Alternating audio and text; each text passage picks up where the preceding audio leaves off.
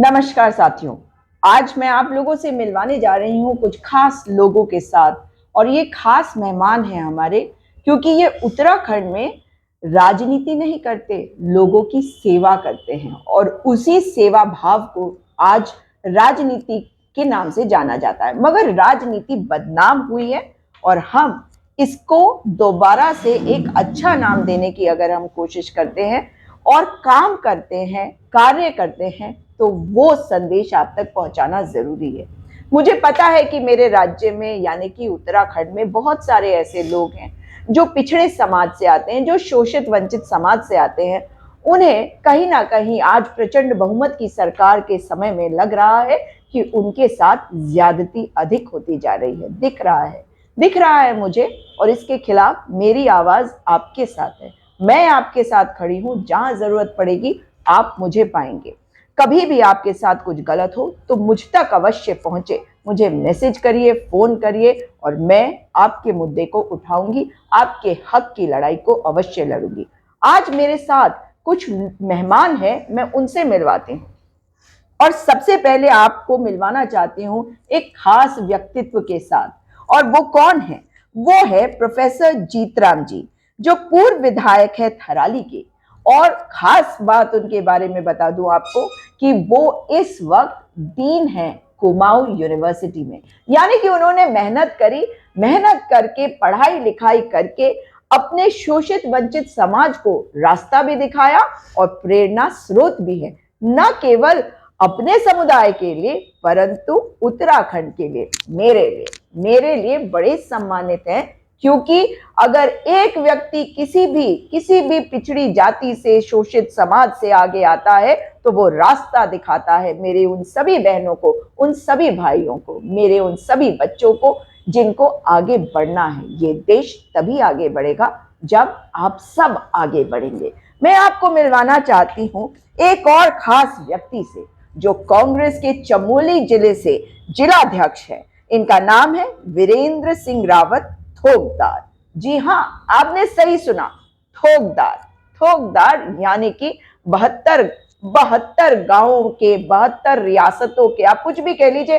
आज तो हम गांव और रियासत कहेंगे, मगर 72 जगह कह दूं तो बेहतर होगा, क्योंकि 72 जगह के ये राजा हैं, ये उस परिवार के हैं और आज जन जन की सेवा कर रहे हैं। महात्मा गांधी के दिखाए रास्ते पर ये चलते हैं, वर्धा जाते हैं और जब वर्धा से वापस आते हैं तो ये प्रेरणा स्रोत हम सबके लिए बन जाते हैं, क्योंकि वहां पर ये महात्मा गांधी के दिखाए रास्ते पे चलते हुए बहुत मेहनत से ट्रेनिंग भी करते हैं और आगे ट्रेनिंग करवाते हैं। एक और शख्सियत हमारे साथ है, उनसे मिलवाना चाहती हूं, जो जिला पंचायत सदस्य हैं, अगेन वहीं से चमोली जिले से, लक्ष्मण सिंह बिष्ट जी। और लक्ष्मण सिंह बिष्ट जी आज आपको जो बातें बताएंगे वो आपको बताएगा कि पूरी की पूरी कांग्रेस आज खड़ी रहती है अपनी जनता के साथ। इसलिए कोई भी व्यक्ति ये ना सोचे कि प्रचंड है बहुमत और प्रचंड है अहंकार तो हमारी आवाज नहीं उठेगी जैसे लक्ष्मण सिंह बिष्ट जी की उठती है। और एक और व्यक्ति है, खास हैं, मेरे बड़े सम्मानित हैं और उनसे मैं आपको मिलवाना चाहती हूं। वे कांग्रेस पार्टी के जनपद चमोली से महामंत्री हैं प्रदेश के, कांग्रेस प्रदेश के महामंत्री हरि कृष्ण भट्ट जी। और ये ना केवल महात्मा गांधी में विश्वास करते हैं, ये कांग्रेस की विचारधारा को आगे बढ़ाते हैं। आपने देखा, टीका लगा हुआ है, टीका लगा होने का मतलब है टीके का धर्म निभाना। ये टीके का धर्म निभाते हैं।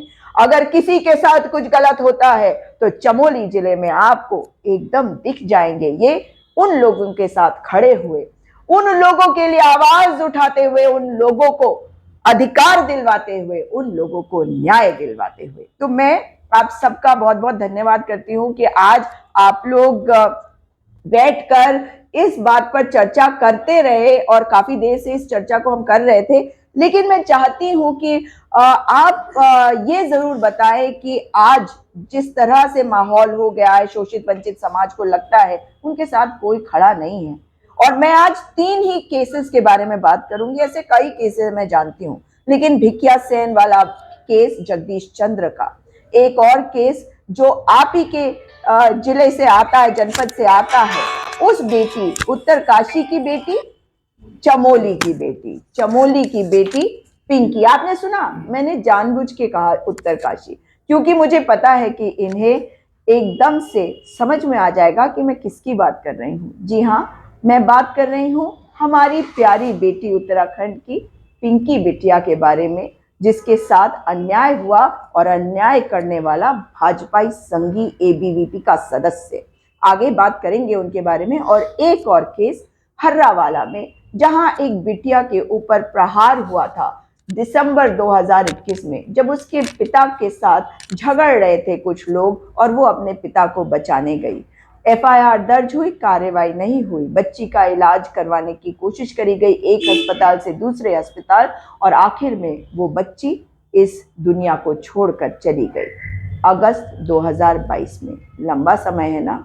और गरीब परिवार जो अब किसी तरह से अपने बच्चों को पालता पोसता है, अच्छा जीवन देने की सोचता है, उसके साथ ये होता है। मैं आपसे शुरुआत करना चाहूंगी प्रोफेसर साहब, क्योंकि आपने बहुत काम पहले भी किया, आप विधायक भी रहे हैं थराली के। तो आपको क्या लगता है कि आज की तारीख में जो शोषित वंचित समाज है, उन्हें क्यों ऐसा लग रहा है कि उनके साथ कोई खड़ा नहीं है? देखिए, उत्तराखंड का निर्माण 2000 में हुआ और उत्तराखंड के निर्माण में सभी को उत्साह था कि उत्तराखंड एक अलग राज्य बना और सभी के साथ यहाँ पर न्याय होगा, सभी को अधिकार मिलेंगे, सभी को समान रूप से यहाँ माइक पास कर पर दीजिए। समानता का अधिकार मिलेगा। लेकिन ओवर द पीरियड जो यहाँ उत्तराखंड में हुए और विशेष करके भारतीय जनता पार्टी के शासनकाल में जो 2007 से 12 तक रहा और उसके बाद 17 से 22 और उसके आगे भी भारतीय जनता पार्टी की सत्ता रही। लेकिन इस समय सबसे ज़्यादा अत्याचार जो भारतीय जनता पार्टी सरकार में हुआ वो यहाँ के शोषित और वंचितों पे हुआ, क्योंकि जो जितने भी ज़्यादातर हत्याकांड जो आपने बताया, पिंकी हत्याकांड जो एक अनुसूचित जाति की बच्ची थी और उसके साथ एक भारतीय जनता पार्टी के परिवार से जुड़े हुए व्यक्ति ने उसके साथ बलात्कार और उसका मर्डर किया। लेकिन वो 1 साल तक न्याय के लिए, उनका परिवार बहुत गरीब परिवार था और न्याय के लिए वो जूझते रहे। जब सभी लोगों ने आंदोलन किया, तमाम उस क्षेत्र के अनुसूचित जाति के लोगों ने, कांग्रेस पार्टी ने उनकी मदद करते हुए सब लोगों ने जब मिलकर आंदोलन किया, तब 1 साल बाद उस पर कोई एक्शन हुआ। और उसमें भी ये सरकार जिस तरह से आज अंकिता हत्याकांड के जो गुनाहगार हैं उनको ढील दे रही है, उनके सबूत को मिटाने का काम कर रही है, तो हमें नहीं लगता है कि उनके साथ कोई न्याय की अपेक्षा है। इसी तरह से रतगांव, थराली के अंदर रतगांव में एक वीरेंद्र राम की हत्या हुई, जो अभी तक भी जूझ रहे हैं, लेकिन एफआईआर दर्ज उस पर भी नहीं हुई अभी तक। तो ये वीरेंद्र वाला कोई केस जो है वो थोड़ा बताएंगे? ये थराली के अंतर्गत था और ये इसका मर्डर ऊपर ये दुकान चलाता था वहां पर चाय की, एक भेकल ताल के पास में, लोहाचन और भेकल ताल के बीच में कोई जगह पर्यटन स्थल है, और वहां पर आपसी रंजिश के कारण इसकी हत्या कर दी गई। और वो हत्या करने के बाद वो लोग तमाम वहां पर जितने भी अनुसूचित जाति के लोग हैं जो हमारे अगले जो अग्रिम पंक्ति में है, वो लोग यहाँ पर कोशिश की और डीएम को, एसएसपी को, सबसे मुलाकात की, लेकिन उस पर अभी तक एफआईआर दर्ज नहीं हो पाई। मुझे लगता है कि उसमें भी कहीं ना कहीं उन लोगों की मिली भगत है कि जो नहीं चाहते हैं कि इनको न्याय मिले। तो ये आपने बहुत महत्वपूर्ण बात करी है कि वो नहीं चाहते कि न्याय मिले। तो क्या ये जरूरी नहीं होता कि अगर कोई SC ST समुदाय से कोई व्यक्ति आता है और वो कंप्लेन करता है तो इमीडिएटली एफआईआर हो? ये कानून ये नहीं जबकि कहता? कानून है जो अत्याचार अधिनियम जो बनाया था, कांग्रेस सरकार ने बनाया था, भाजपा ने उसको कमजोर करने का काम किया। उस जो जो जो जो उसमें था, इसीलिए आज वो चक्कर काटते हैं लेकिन एफआईआर दर्ज नहीं हो पाती। जबकि उस लड़की के परिवार को, उसका मर्डर हुआ है, 1 लाख रुपया उसको कंपनसेशन मिलना चाहिए था। आज तक एक ढेला उनको उस परिवार को। कौन सी बेटी को? पिंकी को कॉम्पेंसेशन नहीं मिला। कोई कंपनसेशन, एफआईआर नहीं हुई, अरेस्ट नहीं हुआ तो कंपनसेशन कहां? हाँ, उसमें ये था, अत्याचार अधिनियम है कि डीएसपी लेवल से उसकी जांच होगी, लेकिन आज तक वो जो है 1 साल तक वो जूझते रहे, लेकिन उसमें कार्रवाई। उस पे मैं आती हूँ, लेकिन एक और मैटर है जगदीश चंद्र भिक्यासेन के अंदर। वो एक अनुसूचित जाति का था और उसको एक सवर्ण लड़की उससे प्यार करती थी और उन्होंने आपस में रजामंदी से शादी कर ली। वो खुशी खुशी से उसके घर में रह रही थी जगदीश चंद्र के। लेकिन कुछ लोगों ने को ये राहत नहीं आया कि जो है एक सवर्ण लड़की, एक अनुसूचित जाति के, उससे जो है शादी किया है, लेकिन उन्होंने उसको साजिशन उसकी हत्या कर दी। लेकिन उस हत्याकांड में भी जो पुलिस की ढीला ढाले हवाले रही, सरकार की ढीले ढाली रही, और आज भी जो है उसको कितना न्याय मिलेगा ये तो ये सरकार तय करेगी। क्योंकि आज सरकार जिस तरह से अंकिता हत्याकांड को इन्होंने इतना कमजोर कर दिया है कि कल को छूट दे, क्योंकि 83 के जितने कल्प्रिट थे वो छूट रहे हैं, जमानत मिल रही है, इनके भी सब छोड़े, क्योंकि उसका जो आरएसएस का जो इनका विंग है जो इस देश में नहीं चाहता है कि इस देश में कोई स्वतंत्र रहे, इस देश में दलितों को, वंचितों को अधिकार मिले। क्योंकि उनके गुरु जो सावरकर थे, गोविलकर, उसने साफ लिखा है कि मुझे अंग्रेजों की गुलामी पसंद है लेकिन दलित और वंचितों को अधिकार देना पसंद नहीं है। तो वो उस परिवार से जुड़े हैं, वो लोग उस विचारधारा से जुड़े हैं, तो वो नहीं चाहते हैं कि इस देश में गरीबों को, अति पिछड़ों को, दलितों को अधिकार मिले, वंचितों को अधिकार मिले। तो इस तरह से जो है इस प्रदेश में भी आज वही जो है हवा बातों में चल रही है, लेकिन उन लोगों के साथ जो अत्याचार हो रहे हैं वो क्या, ये तो एक अभी डिक्लेयर्ड है, अनडिक्लेयर अभी कितने मामले होंगे वो उनको जो है सरकार कहीं उजागर नहीं हो पाते हैं, वो गरीब लोग उसको आगे तक नहीं पहुंचा पाते हैं। जी, आपने जो बात बताई है वो बहुत दुख की बात है कि उनको न्याय नहीं मिल रहा, उनका एफआईआर दर्ज नहीं हो रहा। मैं आपसे जानना चाहूंगी वीरेंद्र जी, आप देखिए, और खास बात ये है कि आप तो अपने समाज का रिप्रेजेंटेशन कर रहे हैं, मगर आप पर सवाल ज्यादा बड़ा है। आप मेहनत बहुत करते हैं पर सवाल आप पर जनता खड़ा कर देती है कि आप हमारी बात को नहीं उठाते, और आप सबसे ज्यादा उठा रहे हैं। जैसे कि आप उठा रहे हैं या आप उठा रहे हैं, आप लोग तो पिंकी को न्याय दिलवाने के लिए आगे आए, और पिंकी का जो हत्यारा है और उसके साथ क्या और भी कुछ अनहोनी हुई थी। तो मैं इसीलिए आपके पास आई हूं कि आप बताइए, आप तो राजा परिवार से हैं, ठोकदार हैं, तो आप बताइए कि पिंकी वाले मैटर में आपको क्या लगता है कि न्याय किस प्रकार से हो पाएगा। निश्चित तौर पे पिंकी के जो मामला उठाया आपने, जो है नाबालिग बच्ची थी वो, और कांग्रेस ने, हमने तो पूरे जनपद चमोली में डीएम से लेके एसपी से लेकर के सब जगह ये मामले उठाए, क्योंकि ये राजस्व पुलिस के पास ये मामला था, उसके बाद ये रेगुलर पुलिस में आया। अच्छा, ये वाला मैटर भी राजस्व पुलिस के पास ही मैटर था। जब उस पर कार्रवाई नहीं हुई, हमारे जो है हमने प्रत्येक ब्लॉकों में, जिला मुख्यालय में जो इसमें धरना प्रदर्शन किया और मांग की। जब इस पे नहीं हुआ तो राजस्व पुलिस से ये जो है रेगुलर पुलिस को ट्रांसफर मामला हुआ है। ये कितना समय लगा? 1 साल हो गया इसको। एक साल के बाद जो है 1 साल तक जो है इसमें कोई कार्रवाई नहीं हुई। यार इसलिए कार्रवाई नहीं हुई, आपको मैं एक चीज बताना चाहता हूं कि जो ये मैटर आ रहे हैं, आप अनुसूचित जाति की जो बातें आ रही हैं, 4-5 जो एग्जाम्पल आपने दिए यहाँ पे, चाहे पिंकी हो या वीरेंद्र राम हो या सड़क की घटनाएं हुई, ये सिर्फ इसलिए हुई कि अखबारों तक पहुंची। हाँ। ऐसे गांव में बहुत सारे ऐसे केस हो जाते हैं क्योंकि समाज ऐसा बन चुका है कि लोग शर्म के मारे बहुत सारी चीजों को रिपोर्ट नहीं करते, एफआईआर नहीं करते हैं, डर के मारे नहीं करते हैं। तो बहुत सारे केस हैं। और सबसे बड़ी बात है, कांग्रेस की बात आपने उठाई है, तो देखो हमारे जो राहुल गांधी जी है, राहुल गांधी जी का नारा जो है कन्याकुमारी से कश्मीर का जो मामला है, उसमें एक नारा आपने देखा होगा, जाति धर्म का बंधन तोड़ो, भारत जोड़ो, भारत जोड़ो। कांग्रेस इस पे लगी है। और जनपद चमोली में हम पूरे जिला ब्लॉक मुख्यालय पर जो है ये भारत जोड़ो यात्रा में इस सब को उठा रहे हैं। नफरत की बात है, ये जो आपने बोला कि मर्डर हो गया, अनुसूचित जाति के लड़के का मर्डर हुआ, मर्डर क्यों हुआ, इस पे जाना चाहिए। जाति का बंधन तोड़ने की बात है, नफरत, फिर हमारा एक नारा है राहुल गांधी जी ने दिया, नफरत छोड़ो, भारत जोड़ो। जब तक ये सब बंधनों से मुक्त नहीं हो पाएंगे, तब तक आप ये सोचिए, भारतीय जनता पार्टी किसी भी समाज का, आप अंकिता का लीजिए, आप जितने भी केसेस महिलाओं के ऊपर जो अत्याचार हो रहे हैं, इसके पीछे जिनके ऊपर में एफआईआर, कल्प्रिट जो हैं, जो आरोपी हैं, वो कौन लोग हैं, इसको समाज को समझना पड़ेगा। आप लोग ये सब के सब का पीछे जो बैकग्राउंड है, ये तो आरएसएस से जुड़े हैं, या भारतीय जनता पार्टी या एबीवीपी के साथ से ये जुड़े हुए हैं। और कांग्रेस का ऐसा कोई आदमी नहीं है कि जो ये, क्योंकि कांग्रेस हमेशा जाति नहीं मानती, हम धर्म नहीं मानते। हमने जो आपने देखा होगा, जो भीमराव अंबेडकर को हम आज भी मानते, जो है जवाहरलाल नेहरू ने उनको जो है संविधान लिखने का अधिकार दिया, जबकि वो कांग्रेस के सदस्य नहीं थे। तो हम उस पार्टी के लोग हैं। तो हम चाहते हैं कि पूरे जो समाज में भाईचारा रहे, इसलिए राहुल गांधी जी भारत जोड़ो यात्रा कर रहे हैं। और निश्चित तौर पे लोगों को भी समझना चाहिए। तो आपका धर्म आपका निजी काम है, लेकिन जब आप समाज में हैं या राजनीति में हैं, तो धर्म को आगे नहीं रखा जाता, क्योंकि लोगों को जोड़ना होता है। समाज तभी जुड़ेगा जब हर समाज का व्यक्ति नफरत छोड़ेगा।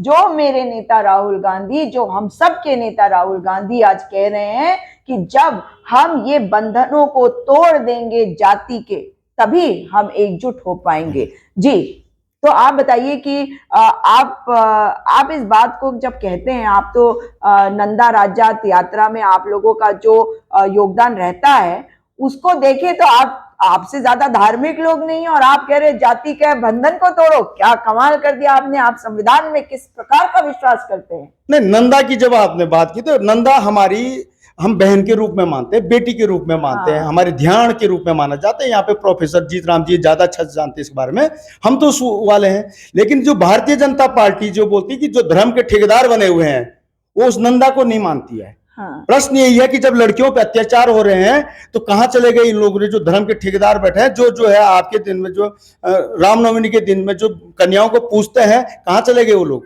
तो इस हिंदुस्तान के लोगों को समझना पड़ेगा कि जो है हमारी जो बेटियां हैं, जो बहू हैं, उनके साथ कौन खड़ा है। आज क्यों नहीं खड़े हैं जो ये बड़ी बड़ी बातें करने वाले, कहां चले गए? ये प्रश्न हम लोगों से पूछ रहे हैं। बिल्कुल बिल्कुल।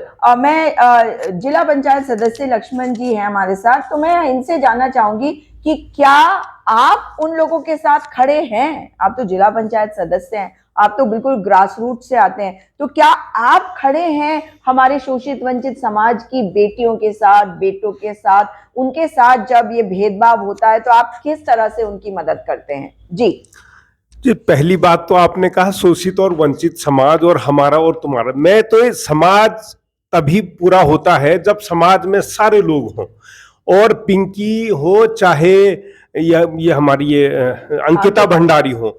मैं इस बात से, मेरा ये व्यक्तिगत मानना है, कोई जाति धर्म कोई बहुत बड़े मायने नहीं रखती है। मुझे लगता है भगवान ने सिर्फ 2 जातियां इस धरती पे बनाई हैं, एक पुरुष और एक नारी। और जो नारी है मातृशक्ति है, जो मातृशक्ति का सम्मान नहीं कर पाता है, मुझे लगता है वो सबसे बड़ा पापी तो वो धरती पे है। रही बात जो हमारे जो अध्यक्ष जी ने भी बताया है, जो पिंकी वाला प्रकरण हुआ, अंकिता भंडारी वाला जो मामला हुआ, निश्चित रूप से इसके लिए हम सड़कों पर उतरे हैं। कांग्रेस विचारधारा, कांग्रेस पार्टी के जो लोग हैं वो सड़कों पर उतरे हैं, और उसी की परिणति ये हुई कि जो पिंकी का हत्यारा जो गुलाब सिंह था, 1 साल बाद उसकी गिरफ्तारी हुई है। गुलाब सिंह के बारे में थोड़ा बताएंगे? नहीं, गुलाब सिंह जी जो है उनकी मिसेज, अभी उनका वो क्षेत्र पंचायत सदस्य हैं, उनका भाजपा के वो सदस्य हैं, भाजपा में पदाधिकारी हैं। और निश्चित रूप से उत्तराखंड ही नहीं, मैं तो कह रहा हूं पूरे देश में अगर आप खंगालेंगे तो सारे भाजपा आरएसएस पृष्ठभूमि के लोग सारे इस प्रकार के कृत्यों में लिप्त हैं। और एक, अगर हम भारत को मजबूत और श्रेष्ठ भारत बनाने की बात करते हैं तो कांग्रेस विचारधारा है। कांग्रेस हमेशा जाति धर्म से परे होकर के एक स्वच्छ समाज के निर्माण की बात करती है, और महात्मा गांधी जी ने भी इसके लिए उनके जो बलिदान है, उनकी हत्या क्यों हुई, कहीं ना कहीं से जातिवादी मानसिकता के कारण तो उनकी हत्या हुई। नाथुराम गोडसे ने उनकी हत्या करी, भाजपा के लोग उनकी पूजा करते हैं। उनकी तो कथनी और करनी में भेद है। और दूसरी एक बात मैं और अपनी कहना चाहूंगा कि जो धर्म की बात करते हैं, सत्य सनातन धर्म में भी किसी जाति में भेद नहीं बताया गया है। और कोई जाति मतलब ये पीढ़ी दर पीढ़ी नहीं, कर्मों के आधार पर जाति का उल्लेख है। आप सच्चे हिंदू धर्म आप पढ़िए ना, सनातन धर्म को पुस्तकें पढ़िए, उसमें साफ साफ जिक्र है उसका। तो निश्चित रूप से ये फर्जी जो राष्ट्रवादी, फर्जी हिंदूवादी, इन लोगों ने देश को बांटा है। कांग्रेस हमेशा एक समाज की बात करती है, एक भारत की बात करती है, श्रेष्ठ भारत की बात करती है।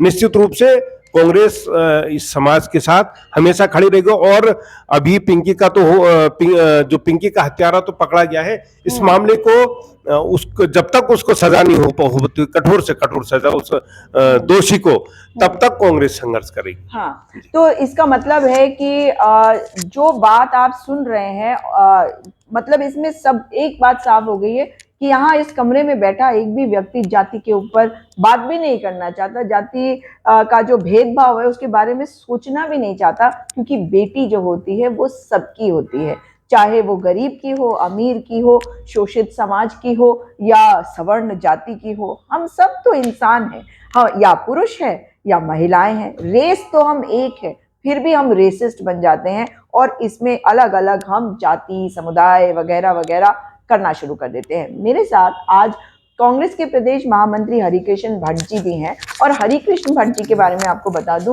कि वे गांधी जी के दिखाए रास्ते पे चलते हैं और मैं बार बार आपको ये बात बताना चाहती हूँ कि जब आपके दिमाग में ये बात आती है, और खास करके हमारे उन बहनें और भाइयों के दिमाग में, कि हम क्योंकि कहीं ना कहीं शोषित वंचित समाज से आते हैं तो हमारे को कोई पूछना नहीं चाहता, तो आपको बता दूं कि पिंकी के मामले में, और पिंकी कौन, पिंकी एक गरीब बच्ची शोषित समाज से, उसकी माँ सब्जी बेचने का काम करती थी और करती है, और जिस मकान में जो किराए पे उसने ले रखा था वहां पे वो वहां से ही सब्जियां वगैरह बेचती थी। और उसके साथ क्या हुआ इसके बारे में विस्तार पूर्वक मैं हरिकृष्ण भट्ट जी से इसलिए पूछना चाहती हूँ क्योंकि उन्होंने इसमें पूरी तरह से आंदोलन किया, और अगर वो नहीं करते तो जो हत्यारा है वो पकड़ा नहीं जाता।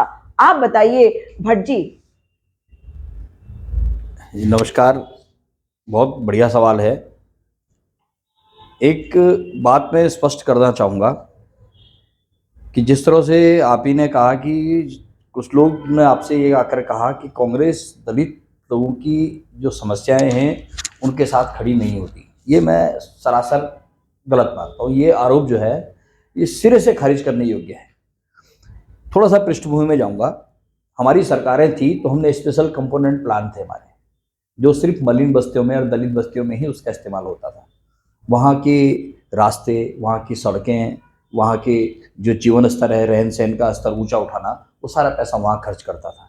भारतीय जनता पार्टी की सरकारों ने ये स्पेशल कंपोनेंट प्लान ही समाप्त कर दिया। इससे उनकी मंशा जग जाहिर होती है, वो उस दलित समुदाय को किस नज़र से देखते हैं। और जहाँ तक हमारी बात है, शास्त्रों में लिखा गया है, जत नारयन्तु पूजन्ते रमन्ते तत्र देवता। हमारे सम्मानित जिला पंचायत सदस्य जी ने कहा कि हमारे सनातन धर्म में कर्म के आधार पे जो है बंटवारा हुआ है।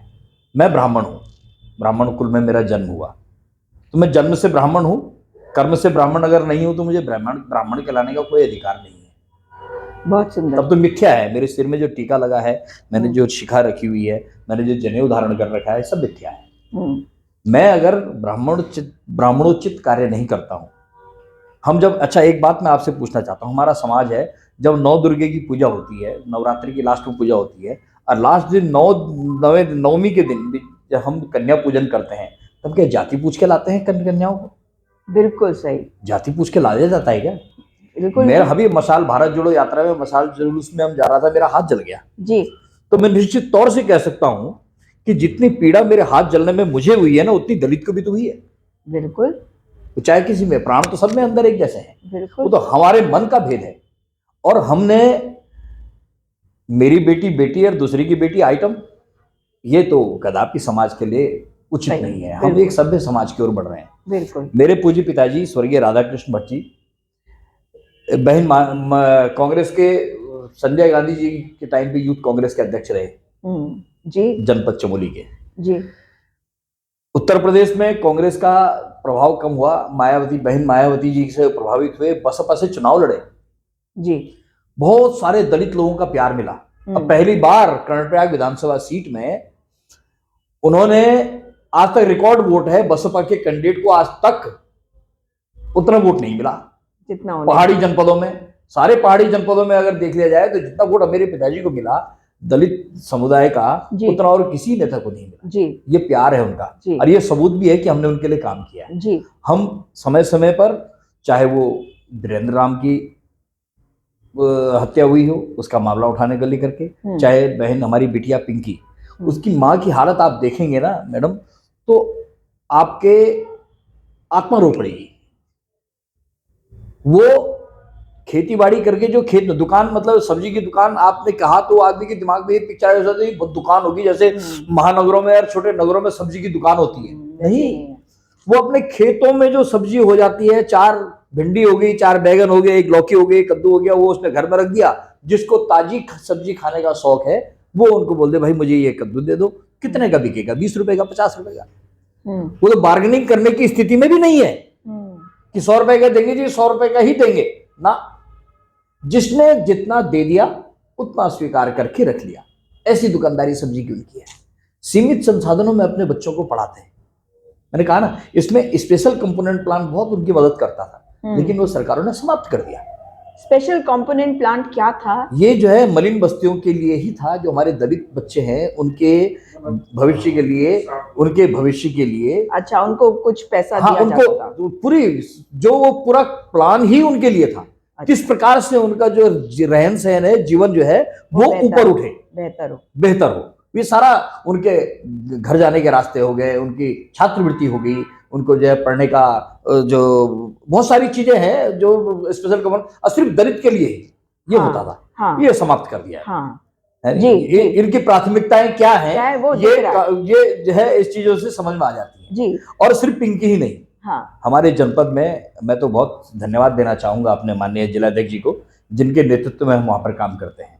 आप हमें बैठने नहीं देते, कहीं भी उनकी नजर में आ जाए कि भाई वहां ये घटना किसी के साथ हुई है, सबसे पहले पहुंचने वाले लोगों में से एक हमारी टीम होती है, जहां हम मदद के लिए पहुंचते हैं। जी, चाहे वो दलित परिवार हो, चाहे वो सवर्ण परिवार हो। जी, और दलित तो ये हम अपनी जिम्मेदारी समझते हैं कांग्रेस के नाते, क्योंकि महात्मा गांधी जी ने कहा था, जब तक आप समाज के अंतिम पायदान में खड़े व्यक्ति के आंखों में खुशी नहीं देख लेते, तब तक आपको कांग्रेसी होने का कोई अधिकार नहीं है। आपको सबसे पहले अगर किसी की पीड़ा पूछनी है तो समाज के अंतिम पायदान में खड़े व्यक्ति। और अंतिम पायदान में कौन खड़ा है? जो इसी तरह से शोषित है, उपेक्षित है, जिसकी कहीं सुनवाई नहीं हो रही, वो अपने को उस लायक ही नहीं समझ रहा है कि मेरी सुनवाई हो सकती है। वो आधे दुख तो इसलिए, आधे अत्याचार तो इसलिए सहन कर लेता है, वो उसको अपनी नियति मान चुका है। हाँ, इसीलिए वो सोचता है कि कोई मेरे साथ तो नहीं खड़ा है। तो होना ही है, ये तो उनका अधिकार है। हाँ, ये उनका अधिकार है, ये उच्च जाति, तथाकथित उच्च जाति वालों का अधिकार है जो मेरे ऊपर अत्याचार हो रहे हैं। हाँ, हम लोगों को एक आवश्यकता है वहां पर कहीं ना कहीं, हम जो कहीं पे मानता हूं हमारे जनपद में तो ये ऐसा नहीं है, हम तो सबको उनके अधिकारियों की जानकारी देते हैं, लेकिन ये सरकारों का भी काम है, ये उन लोगों को अपने अधिकारों के बारे में अवेयरनेस करे, जागरूक करे कि वो ये उनका अधिकार अत्याचार सहना नहीं है, अत्याचार के खिलाफ आवाज उठाना उनका अधिकार है। बिल्कुल, महात्मा गांधी जी ने कहा था बिल्कुल कि पाप करने वाले से ज्यादा बड़ा पापी सहने वाला होता है, पाप सहने वाला होता है। तो ये कई बहुत सारी घटनाएं इसलिए सामने नहीं आ पाती, लेकिन खैर पहाड़ में अब पिंकी वाला थोड़ा बताइए। पहाड़ पिंकी में यही मैं उसने पिंकी के साथ क्या हुआ था? बलात्कार हुआ, पिंकी का बलात्कार हुआ, गर्भवती भी हुई, वो गर्भवती हो गई थी। उसके बाद जब तथाकथित उच्च घर के जो लोग हैं, जो गुलाब सिंह जो आरोपी हैं, वो एबीवीपी का सदस्य है, वो उन लोगों ने उनसे बार्गेनिंग करने की कोशिश की, प्रयास किया। जब मामला नहीं सॉर्ट आउट हुआ तो उसका मर्डर कर दिया गया। और उसके बाद तो रेप का कोई मुकदमा दर्ज हुआ था, बलात्कार? सारी एप्लीकेशन दी गई हैं, लेकिन उस समय पोस्टमार्टम मेरे ख्याल से हुआ था उनका, पोस्टमार्टम वगैरह सारी रिपोर्ट में सारा कुछ इस तरह से। अब जब न्याय मिलने में साल भर लग गया हो आप आरोपी को पकड़ने में, तो आप खुद समझते हैं, जब एक अंकिता भंडारी का मामला आप उठा रहे हैं, बावजूद उसके उनका बिल्डिंग में ढहा दी जाती है, वो कमरा ढहा दिया जाता है, जबकि पूरे प्रदेश की मीडिया, नेशनल मीडिया का फोकस उस बिल्डिंग को, उस होटल पे है। जो बिटिया वहां रह रही है उसका कमरा ढहा दिया जाता है, रही सही कसर आग लगा के पूरी कर दी जाती है, और ये सब बड़े नेताओं के संरक्षण में हो रहा हो, तो खुद समझ सकते हैं जो जहां पर सारी मीडिया की नजर है, सारे राजनीतिक दलों की नजर है, जो इस समय एक बहुत ज्यादा ज्वलनशील मामला है, एक गंभीर मामला है, संवेदनशील मामला है, सबकी नजर लगी हुई है नहीं, चाहे महिला आयोग हो, चाहे कोई भी, सबके, उसके बावजूद वहां पर इतने बड़े सबूतों को नष्ट करने की कार्रवाई की जाती है। तो पिंकी तो मैंने आपको कहा ना, आप वो तो ऐसी दलित, तो पिंकी को क्या हम न्याय नहीं दिलवा? क्यों नहीं, हम लगे हैं। कांग्रेस का एक एक कार्यकर्ता, चमोली जनपद का ही नहीं, प्रदेश का, मैं प्रदेश महामंत्री होने के नाते कह रहा हूँ, हम जब तक चुप नहीं बैठेंगे, जब तक पिंकी के हत्यारों को उनके किए की सजा नहीं मिल जाती, जब तक वो जो है उनके लिए अब ये तो संविधान में कांग्रेस आंदोलन नहीं करती तो गुलाब सिंह, बिल्कुल कांग्रेस अगर तो वो तो अरेस्ट भी नहीं होता, आरण फारण में उनको अरेस्ट किया गया, आरण फारण में अरेस्ट कर लिया गया, एफआईआर दर्ज हो गई, मगर लड़की की हत्या हो गई। लेकिन जब उसका बलात्कार हुआ था तो क्या उस वक्त एफआईआर दर्ज हुई थी? क्या बलात्कार उस वक्त कुछ नहीं हुआ? तो आप मुझे बताइए, राजस्व पुलिस में आपको पता है, राजस्व पुलिस पहले तो जो है बहुत मजबूत पुलिस हुआ करती थी। राजस्व पुलिस के द्वारा दर्ज केस, राजस्व पुलिस द्वारा दर्ज केस बहुत मुश्किल से खारिज हुआ करते थे। जब हमारी यूपी की सरकारें थी, कांग्रेस की सरकारें थी, राजस्व पुलिस का एक मामला ऐसा होता था कि राजस्व पुलिस के द्वारा दर्ज किए गए केस आसानी से जो है कोर्ट में मात नहीं खाते थे, उनको हाँ। सजा जरूर होती थी। लेकिन आज स्थितियां इन्होंने ऐसी हाँ। पैदा कर दी हैं, माहौल ऐसा बना दिया गया है कि राजस्व पुलिस को ही खत्म करने में आवाज आ रही है नहीं सरकार। नहीं, राजस्व पुलिस भी तो कोई काम नहीं कर रही ना, रेगुलर पुलिस नहीं कर रही, राजस्व पुलिस ये नहीं कर सरकार रही। का फेलियर है। ये तो सरकार का failure फेलियर है। है, सिस्टम का फेलियर मैं है आपको ऐसे ऐसे मामले हमारे जी। सरकार, अधिकारी, कर्मचारी भारतीय जनता पार्टी की कठपुतली बने हैं। ठीक। जो भी आज जो एक्शन न होना, न्याय न मिलना, क्योंकि अधिकारी भी जो है, जो भाजपा का जो आदेश होता है, आप देख रहे होंगे, अंकिता हत्याकांड का देख रहे होंगे, पिंकी हत्याकांड का देख रहे होंगे, वीरेंद्र हत्याकांड का देख रहे होंगे, जगदीश हत्याकांड का ये 4 हत्याकांड उत्तराखंड के अंतर्गत। और आज जितने 4 भी- नहीं, ये और भी मैंने आपको भी बताया, वो लड़की, हाँ, दे दो, वाला वाली बेटी, और 4 नहीं, उसके अलावा भी देखिए केदार भंडारी, मतलब हाँ। क्या चल रहा है राज्य में। तो 22 केसेस। तो ऐसे केसेस में सरकार ने जो अधिकारी कर्मचारी हैं वो सरकार की कठपुतली बने हुए हैं। सरकार उनको जैसा आदेश करती है। अंकिता भंडारी के केस में इन्होंने जबरदस्ती, मतलब पोस्टमार्टम रिपोर्ट भी वही है जो सरकार ने चाहा, जो घटने का किसने देखा कि उसको नदी में फेंका, वो घटना भी सरकार ने जो कहा वही पुलिस ने रिकॉर्ड किया। बिल्कुल। तो इसलिए जो कल्प्रिट कह रहा है वही कह रहे हैं इसमें। मतलब आप देखो अंकिता भंडारी वाले केस में इन्होंने क्या कहा, अब ये तो सवर्ण जाति के नाम पे तो सवर्ण है ना। तो अंकिता भंडारी के केस में डीजीपी साहब ने कहा कि पुलकित आर्या जो आरोपी है, जिसने जो हत्या में शामिल है, उस व्यक्ति ने कहा कि सीन ऑफ क्राइम नहर के बगल में है। और डीजीपी उस बात पे मोहर लगा रहे हैं। तो डीजीपी का क्या काम हो रहा है। उधर देखिए केदार भंडारी के केस में आप देखिए कि जिस पुलिस पर आरोप है, उसी पुलिस के एक व्यक्ति एसआई मनोहर रावत या इंस्पेक्टर बन गया होगा अब तक, मनोहर रावत को उसमें इन्वेस्टिगेटिंग ऑफिसर बना देते हैं। तो न्याय क्या देंगे। और जब ये इतने हाई प्रोफाइल मैटर्स को में न्याय नहीं कर पाएंगे तो पिंकी हो, वीरेंद्र हो, जगदीश हो और या फिर हमारी हर्रावाला की बेटी हो, इनको न्याय कैसे दिलवा पाएंगे हम। तो आप बताओ कि कैसे हमने न्याय दिलवाएंगे। क्योंकि ऐसी सरकार के, इसके लिए हमको एक ही तरीका है कि हम जो विपक्ष में हैं, जो कांग्रेस है, हमको अपनी भूमिका बहुत मजबूती से करनी पड़ेगी और हमको यहाँ तक उन परिवारों के साथ हर समय हमको खड़ा रहना पड़ेगा और न्याय में भी जो उनको सहायता हो सकती है वो सहायता करना हम लोगों को करना चाहिए। क्योंकि भारतीय जनता पार्टी से हम न्याय की अपेक्षा, इन्होंने नारा तो दिया बेटी बढ़ाओ बेटी पढ़ाओ, लेकिन आज नारा बदल गया कि बेटी बचाओ भाजपा हटाओ वाला नारा आज जो है वो साबित हो रहा है कि अगर आपको बेटी बचानी है तो भाजपा को हटाना है आपको। जी। ये नारा जो है बेटी बढ़ाओ और आप केवल कागजों की बात हो गई है। जिस तरह से चाहे वो यूपी से लेकर के किसी भी जगह, हर जगह भाजपा के लोग फंसे हैं बेटी, और ये नारा दे रहे हैं बेटी बचाओ बेटी पढ़ाओ। तो आज इस तरह से जो है, जिस तरह से इन्होंने जितनी योजनाएं खत्म करी, एससीपी की बात कर रहे थे, स्पेशल कंपोनेंट प्लान, ऐसा प्लान था। हाँ। 2 प्लान थे देश में, एक था स्पेशल कंपोनेंट प्लान और एक था ट्राइबल प्लान। ट्राइबल प्लान था कि ट्राइबल्स के जो ट्राइब्स है हमारे, जो डिफरेंट क्षेत्रों में है, हाँ। जो समाज की बराबरी में नहीं आ रहे हैं, उनको आगे लाने के लिए ट्राइबल प्लान्स के, उनके गांवों की सुविधा देना, उनके गांवों में सड़क बनाना, उनके घरों को बनाना, वहां पर बिजली की व्यवस्था, पानी की व्यवस्था, स्कूल की व्यवस्था, उनके शिक्षणों की व्यवस्था, ये व्यवस्था उसमें थी। इसी तरह से स्पेशल कंपोनेंट प्लान में भी अनुसूचित जाति बाहुल्य, जिसमें 40% से अधिक जिन गाँवों में अनुसूचित जाति के लोग निवास करते हैं, उनमें सड़कों का निर्माण, पेयजल का निर्माण, उनके घरों की जो रख रखाव का काम, वहां पर रोडों का निर्माण, स्कूलों का निर्माण, ये काम उन प्लानों में था कि उनको लोगों को उसमें भाजपा की सरकार आने के बाद वो खत्म ही हो गए, वो योजनाएं दिख ही नहीं रही है कहीं। तो नहीं तो कुछ हमारे पास कुछ ऐसा आंकड़ा क्या है या बिल्कुल वो सरकार से मैं तो बनाया था जब मैं प्रदेश अध्यक्ष था अनुसूचित जाति जनजाति प्रकोष्ठ का, तो मैंने पूरे आंकड़े 2007 से 12 तक के आंकड़े हमने लिए थे कि कैसे कैसे वो आंकड़े सरकार के उसमें घटते गए हो। अच्छा। मतलब जो मान लिया उसका 4-5 करोड़ का बजट होता था या उसका 50 करोड़ का 60 करोड़ का बजट होता था, वो धीरे धीरे घट करके 4-5 करोड़ पे आ गया। तो क्या हम उसको वो जो आंकड़ा है क्या अब हम उसे नहीं निकाल क्यों नहीं सकते? निकाल सकते? वो तो आंकड़े हमारे पास हैं, हम सरकार सचिवालय से वो आंकड़े सब मिल जाएंगे हमको कि कितना सरकार एससी ट्रैवल प्लान पे कितना खर्च कर रही है, स्पेशल सब कंपोनेंट प्लान पे कितना खर्च इस समय बजट है। हाँ। जो बच्चों का स्कॉलरशिप था उस प्लान से स्कॉलरशिप मिलता था अनुसूचित जाति के बच्चों को, कि वो जो गरीब बच्चे हैं जो अपनी पढ़ाई नहीं पढ़ रहे, आज सब निजीकरण हो गया। निजीकरण में बीएड की फीस आपको 50,000 1 लाख रुपया बीएड की फीस हो गई, इंजीनियरिंग करनी है 5 लाख इंजीनियरिंग की फीस हो गई है। वो ये था कि इनका जो स्पेशल कंपोनेंट प्लान है वहां से पैसा मीट आउट होगा, ताकि अब कहाँ जाता है बच्चे। हम देख रहे हैं, मैं तो खुद ही पढ़ाता हूँ बच्चों को उच्च शिक्षा में, वहां कोई बच्चा आज जो सेल्फ फाइनेंस फीस देने की पोजीशन में नहीं है। नहीं, तो इसका मतलब तो ये हो रहा है कि जो हमारे SC ST वाले बच्चे हैं उनकी पढ़ाई पे असर पड़ रहा होगा। बिल्कुल बिल्कुल, वो आएंगे, वो कहाँ पढ़ेंगे?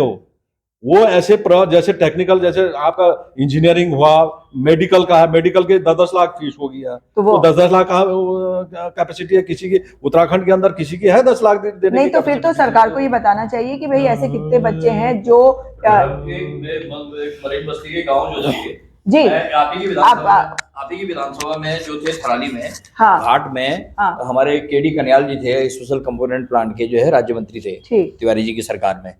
मैंने उनको ऐसे ही कहा, मैंने कहा बताइए आप जो है स्पेशल, बेटा आप क्या करना पड़ेगा। मैंने कहा आपने जो हमारी जो वहाँ पे हरिजन बस्तियां हैं, मरीन बस्तियां हैं, वहां से लेकर के वो करीब लोंतरा से यार कांडी तक कितनी सड़क है? 18 किलोमीटर की सड़क है मेरे ख्याल से।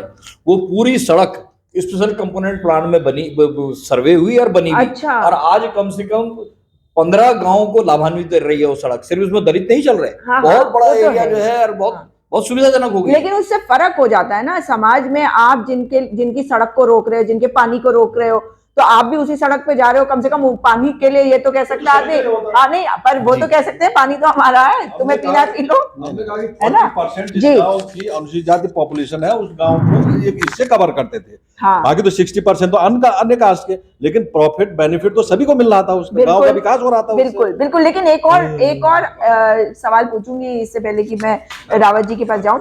आप मुझे बताओ कि ये तो मतलब जब आप किसी का जीवन बेहतर करने के लिए आपने, सरकार ने कुछ ऐसा प्रोविजन बनाया कि सड़कें बन जाएं, और वो आज नहीं हो रहा, सड़कें, पानी, स्कूली शिक्षा वगैरह। लेकिन अगर उनके साथ क्राइम हो जाता है तो कॉम्पेंसेशन का एक कंपोनेंट भी है। वो जो हमारा जो पहले 1995 में बना था, SC ST एट्रोसिटी एक्ट बना था जी, उस एक्ट को ओवर द पीरियड भारत ने आज वो निष्प्रभावी हो गया।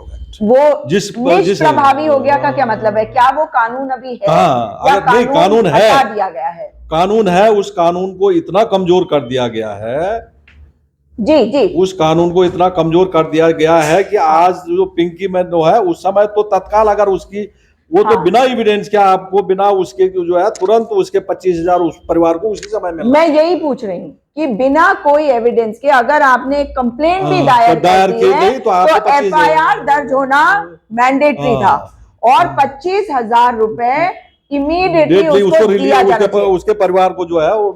तो क्या मैं ये 4 केस आपके पास आके अभी वो 22 केस के बारे में बात करूंगी, लेकिन ये जो वीरेंद्र, जगदीश, पिंकी और मैं चौथा केस आपको मैं बता चुकी हूँ उसके बारे में, हरावाला वाला, उसमें तो नहीं मिला। क्या इन तीनों केसेस में नहीं मिला? कहाँ नहीं मिला? क्यों नहीं मिला? कि सरकार ने कहीं ना कहीं जो वो एट्रोसिटी एक्ट था जो उसको कमजोर कर दिया, और आज जो जी।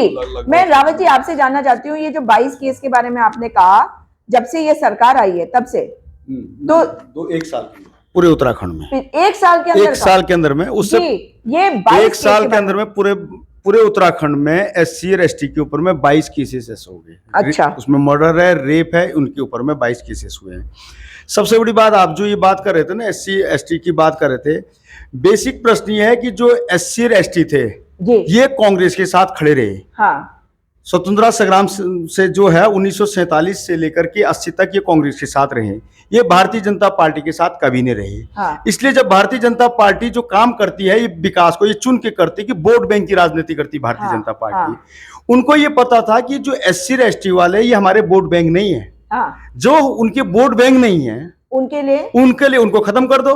तो इसीलिए जो ये डॉक्टर साहब जो है, प्रोफेसर साहब बोल रहे थे, या भटजी जी बोल रहे थे, या ये बता रहे थे बिश जी, कि उनका मकसद ये है कि ये तो हमारे साथ आ जाओ, हाँ जो उनके साथ नहीं जाए उसको खत्म कर दो। इसीलिए उनको खत्म किया गया। जो बेसिक इंफ्रास्ट्रक्चर है, एजुकेशन नहीं होगी, हाँ। तो भीमराव अंबेडकर ने तो बोला कि सबसे बड़ा शिक्षा है, बिल्कुल। तो शिक्षा ही खत्म कर दो। बेसिक इंफ्रास्ट्रक्चर नहीं होगी तो उनको वो ज्ञान नहीं होगा, ज्ञान नहीं होगा तो लड़ नहीं पाएगा, जो ज्ञानी नहीं होता लड़ नहीं पाता। तो बिल्कुल। वो चाहते हैं कि जो हमारा वोटर नहीं है उसको खत्म हाँ। कर दिया जाए। तो ये 22 केसेस में कोई कार्रवाई नहीं हुई क्योंकि वो उनके वोटर ही नहीं है, क्योंकि उनके वोटर नहीं है।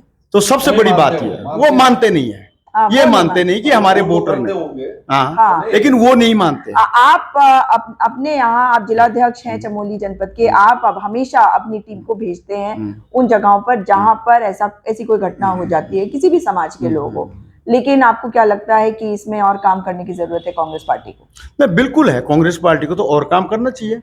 देखो, हम लोग ये तो मानना पड़ेगा कि हम लोग जो काम कर रहे हैं वो जनता उसको जो है समझ नहीं पा रही है। हमको इसमें और ज्यादा काम करना चाहिए और ग्रास रूट में काम करने की जरूरत है। उनके साथ खड़े दिखना चाहिए। और सही बात है, कुछ सालों से जो है कांग्रेस ने भी ये जो है थोड़ा सा कमजोरी आई कि हम लोग जो हमारे बेसिक वोटर हैं, जो हमारे असल में वोटर हैं, उनसे थोड़ी हमारी दूरियां बढ़ गई है। हाँ। तो उसमें हम काम कर रहे हैं। इसलिए जो है राहुल गांधी ने जो भारत जोड़ो यात्रा शुरू की है, इससे मैं निश्चित मानता हूं कि इसके बाद जो है हर कांग्रेसी जो है घर घर में जाके, और जो हमारे लोग हैं, देखो हम कांग्रेसी कभी भी अपने वोटर नहीं मानते हम लोग। हाँ। हम समाज को साथ में लेके चलने की बात करते हैं, जबकि Bharatiya Janata party voter target सिर्फ वोट के तौर पे देखती है। मैं बिश जी आपसे आखिरी सवाल पूछना चाहती हूँ कि आपको क्या लगता है कि उनके साथ ग्राउंड पे खड़े होकर किस तरह से कार्य और किया जा सकता है? जी, निश्चित रूप से एक तो जागरूकता के जो कार्यक्रम कांग्रेस को करने चाहिए, कांग्रेस पार्टी के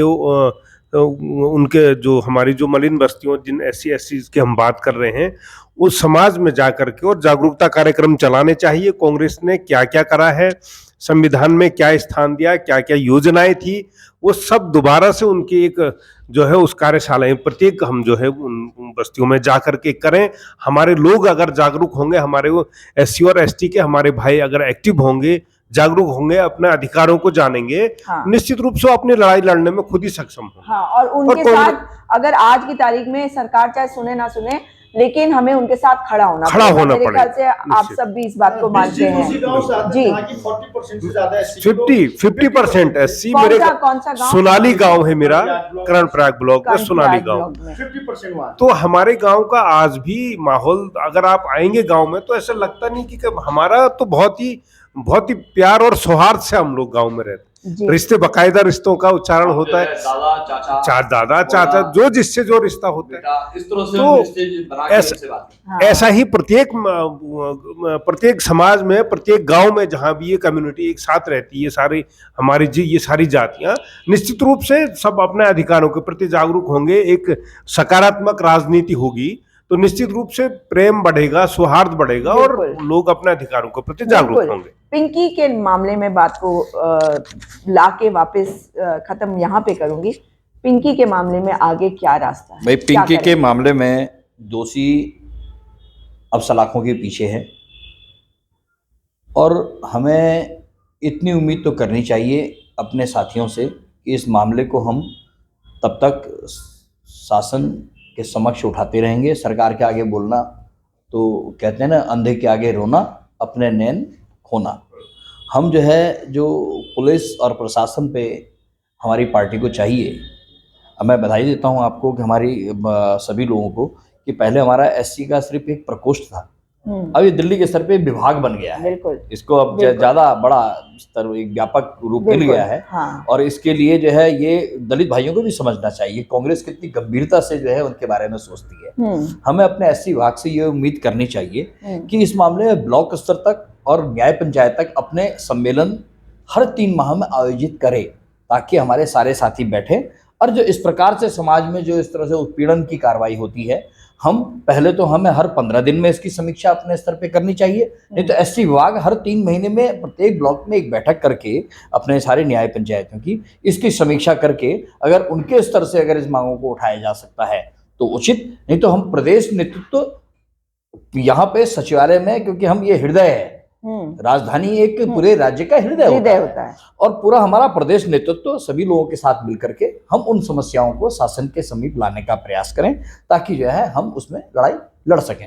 जब भी हमारी, आज अगर हम उसको दर्ज नहीं करेंगे आपत्तियों को, कल हमारी सरकार आएगी तो हम किस प्रकार से उन समस्याओं को लड़ेंगे अगर दर्ज ही नहीं है। इसलिए हमें समय समय पर इनकी समीक्षा अपने स्तर से करनी चाहिए। दलित भाइयों को ये विश्वास दिलाना चाहिए प्रत्येक परिस्थिति में कांग्रेस हमेशा उनके साथ रही है और आगे भविष्य में भी उनकी लड़ाई लड़ने का काम हम करेंगे।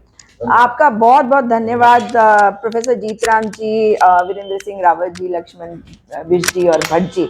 आप लोगों ने एक रास्ता भी दिखाया है कि जहां पर लोग बाहर नहीं आ रहे हैं, सामने नहीं आ रहे हैं, शायद सरकार का डर भी रहता है। ये डर को खत्म करिए, डरो मत। नेता राहुल गांधी भी यही कहते हैं, महात्मा गांधी ने भी यही कहा था कि डरना बंद करो। जब तक आप डरोगे आप दूसरों को कैसे न्याय दिलवाओगे।